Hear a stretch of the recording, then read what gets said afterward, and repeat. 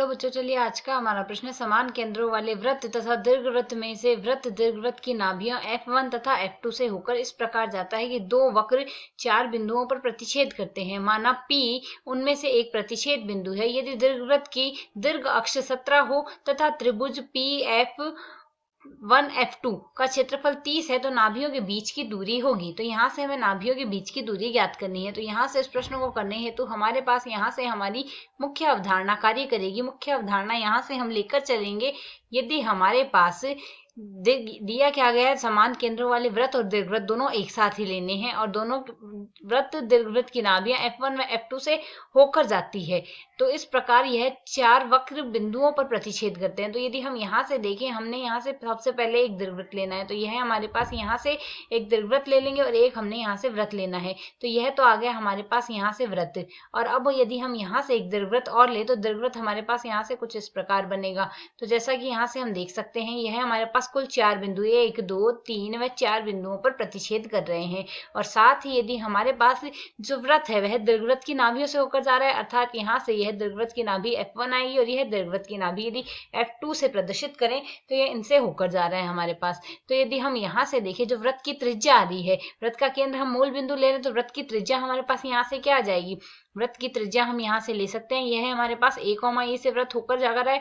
A, नाभि हमारे पास यही तो आएगी A, E, 0। तो यहाँ से त्रिज्या हमारे पास क्या आ गई, A, E आ जाएगी। तो वृत्त का समीकरण क्या आ गया, x square plus y square बराबर में A, E का स्क्वायर आ जाएगा। इसे यदि हम सरल कर ले तो x square plus y square बराबर हमारे पास क्या लिखा जा सकता है, x A स्क्वायर गुणा में E स्क्वायर के स्थान पर E बराबर हमारे पास क्या लिखा जाता है, वर्गमूल 1 माइनस बी स्क्वायर बट्टे में A स्क्वायर आता है। तो हमें E का स्क्वायर चाहिए, अर्थात 1 माइनस बी स्क्वायर माइनस बट्टे में A स्क्वायर आ गया। इसे यदि हम आगे और सरल कर लेते हैं तो मान हमारे पास क्या आएगा, एक्स स्क्वायर बराबर प्लस में वाई स्क्वायर बराबर हमारे पास क्या आ जाएगा, A स्क्वायर माइनस में आ जाएगा बी स्क्वायर। A स्क्वायर से A स्क्वायर काट देंगे और यदि आगे समीकरण को सरल कर लें तो एक्स स्क्वायर बराबर हमारे पास क्या लिखा जा सकता है, एक्स स्क्वायर बराबर आएगा A square minus B square minus y square, यह आ गया। अब यदि हम यहाँ से देखें, दीर्घवृत्त का समीकरण हमारे पास क्या था, एक्स स्क्वायर बट्टे में A स्क्वायर प्लस में वाई स्क्वायर बट्टे में बी स्क्वायर बराबर में हमारे पास 1 था। तो इसमें यदि हम यह एक्स स्क्वायर का मान प्रतिस्थापित कर दे तो A square minus B square minus y square बट्टे में आ जाएगा हमारे पास A स्क्वायर प्लस में आएगा वाई स्क्वायर बट्टे में बी स्क्वायर बराबर हम लिख सकते हैं यहाँ से 1। इसे यदि हम सरल कर ले तो अलग अलग भाग दे देते हैं, तो मान क्या आएगा, 1 माइनस बी स्क्वायर बट्टे में A स्क्वायर माइनस में वाई स्क्वायर बट्टे में A स्क्वायर माइनस में प्लस में आ जाएगा वाई स्क्वायर बट्टे में बी स्क्वायर बराबर आ गया हमारे पास यहाँ से 1। तो यदि दोनों पक्षों में देखें, 1 से 1 हमारे पास यहाँ से कट जाएगा और बाकी पद को हम सरल करके यहाँ से क्या लिख सकते हैं, इसमें हमारे पास मान आ जाएगा यहाँ से। इसमें यदि हम यहाँ से लघुत्तम लेके सरल करें तो मान हमारे पास क्या आएगा, लघुत्तम तो A स्क्वायर बी स्क्वायर बनेगा। बाकी पद को हम सरल करके क्या लिख सकते हैं, यह तो आ गया हमारे पास बी, यहाँ से हम लिख सकते हैं A स्क्वायर वाई स्क्वायर आ गया, साथ ही आ जाएगा माइनस में बी स्क्वायर वाई स्क्वायर और माइनस में आएगा b की घात 4 बराबर में आएगा 0, यही मान आएगा।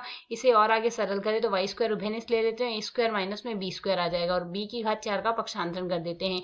इसे और सरल करें तो y की घात 2 बराबर हमारे पास क्या लिखा जा सकता है, b की घात 4 बट्टे में A स्क्वायर माइनस में बी स्क्वायर आ गया। और यदि दोनों पक्षों का वर्गमूल कर दे तो मॉड y बराबर आ जाएगा बी स्क्वायर बट्टे में वर्गमूल A स्क्वायर माइनस में बी स्क्वायर, यह मान हमारे पास आ गया है।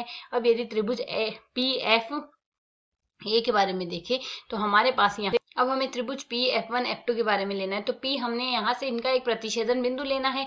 तो यहाँ से त्रिभुज PF1 F2 इसका यदि हम क्षेत्रफल देखें, त्रिभुज का क्षेत्रफल 1/2 गुणा आधार, आधार तो यहाँ से F1 व F2 के मध्य की दूरी होगी, गुणा में ऊंचाई, ऊंचाई यहाँ से हमारे पास मॉड y आ जाएगा। तो मान यदि प्रतिस्थापित कर दे तो 1/2 गुणा दोनों नाभियों के बीच की दूरी हमारे पास क्या आएगी, एक नाभि तो AE, 0 आ रही है, दूसरी नाभि माइनस AE, 0 आ रही है। तो यहाँ से हमारे पास दोनों के मध्य की दूरी क्या आ गई, 2AE आ गई गुणा y का मान बी स्क्वायर बट्टे में वर्गमूल A स्क्वायर माइनस में बी स्क्वायर आया था हमारे पास यहाँ से। इसे यदि हम सरल कर ले तो E का मान पुनः प्रतिस्थापित कर देंगे, 2 से 2 को काट देंगे तो यह मान आ गया A बी स्क्वायर बट्टे में आ रहा है वर्गमूल A स्क्वायर माइनस में बी स्क्वायर। अब यदि E का मान और प्रतिस्थापित कर दे तो E का मान हमारे पास क्या आएगा, E बराबर है यहाँ से 1 माइनस बी स्क्वायर बट्टे में A स्क्वायर का हमारे पास यहाँ से वर्गमूल है। इसे यदि सरल कर ले तो A स्क्वायर माइनस में बी स्क्वायर बट्टे में हमारे पास A का स्क्वायर आ गया। इसे यदि और सरल करके मान प्रतिस्थापित प्रतिस्थापित कर दे तो ए स्क्वायर माइनस में बी स्क्वायर आ गया, और यदि ए का स्क्वायर वर्गमूल से निकाल दे तो ए शेष रहेगा। तो यहाँ से यदि हम देखें तो ए से ए को काट देंगे, ए स्क्वायर माइनस बी स्क्वायर से कट गया, तो अर्थात यहाँ से इसका क्षेत्रफल आएगा हमारे पास बी स्क्वायर के बराबर आया। प्रश्न में हमें दिया क्या गया है, त्रिभुज का जो क्षेत्रफल बनेगा वह हमारे पास 30 है, तो यह क्षेत्रफल हमारे पास 30 के बराबर है, अर्थात यहाँ से हमारे पास बी स्क्वायर का मान 30 आ गया। तो हमें प्रश्न के अनुसार ज्ञात क्या करना है, हमें ज्ञात करना है यहाँ से नाभियों के बीच की दूरी। नाभियों के बीच की दूरी हमारे पास 2AE है, तो यहाँ से हमने यदि E का मान प्रतिस्थापित कर दे तो मान हमारे पास क्या आएगा, AE। यदि हम यहाँ से लिखें इस समीकरण को और सरल कर ले, ए को वज्र गुणा कर दे, AE बराबर क्या आएगा, वर्गमूल ए स्क्वायर माइनस में बी स्क्वायर आ जाएगा हमारे पास यहाँ से। तो हम यदि इसमें मान प्रतिस्थापित कर दे तो मान हमारे पास यहाँ से क्या आ जाएगा, यह आ जाएगा। अब यदि प्रश्न के अनुसार देखें, हमें कहा गया दीर्घ अक्ष 17 है, और यदि दीर्घ अक्ष हमारे पास यहाँ से 17 है तो दीर्घ अक्ष है क्या, यहाँ से हमारे पास 2a, तो 2a का मान हमें प्रश्न के अनुसार 17 दिया गया है। तो f1 व f2 के मध्य की दूरी हमारे पास क्या आएगी, 2AE आएगी। अब AE के स्थान पर हम मान प्रतिस्थापित कर सकते हैं, 2 गुणा वर्गमूल ए स्क्वायर माइनस में बी स्क्वायर आएगा, अर्थात यहाँ से a का मान हमारे पास क्या आएगा, 17/2। तो मान यदि इसमें प्रतिस्थापित कर दे तो हमारे पास f1 और f2 के मध्य की दूरी क्या आ गई, 2 गुणा वर्गमूल a का स्क्वायर, अर्थात 17/2 का आ जाएगा हमारे पास स्क्वायर माइनस बी का स्क्वायर तो 30 है ही। इसे यदि हम सरल कर लें तो मान हमारे पास क्या आ जाएगा, f1 व f2 के मध्य की दूरी बराबर हमारे पास लिखी जा सकती है 2 गुणा 17 का स्क्वायर 289 माइनस यहाँ से 4 गुणा 30 120 आएगा, बट्टे में 4 आ गया, 4 को वर्गमूल से बाहर निकाल देंगे 2 आ जाएगा, 2 से 2 काट देंगे, और मान हमारे पास क्या आ गया, 289 में से 120 घटाएंगे 169 आ गया। 169 का वर्गमूल आएगा हमारे पास 13,